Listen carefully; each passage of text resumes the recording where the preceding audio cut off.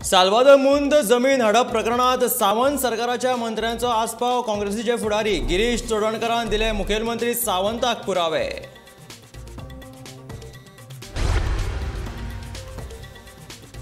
काँग्रेसीच्या भारत जोडो यात्रेच्या फाटभुंयेर आज दिल्लीत रामलीला मैदानाचेर काँग्रेस करतली म्हारगायेचेर हल्लाबोल आंदोलन।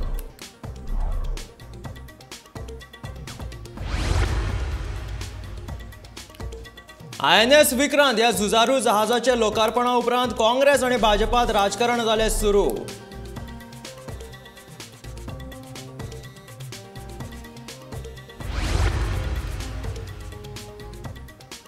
गुजरात वेंचणुकेच्या फाटभुंयेर केजरीवालान घातलो भाजपा कार्यकर्त्यांक उलो, भाजपाचे पैसे घेवन आपाक मतदान करचे केले आवाहन।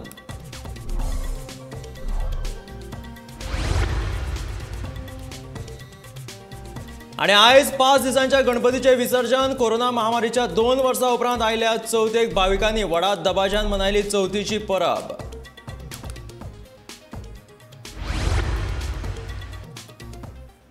आणि आता खबरो विस्तारांत।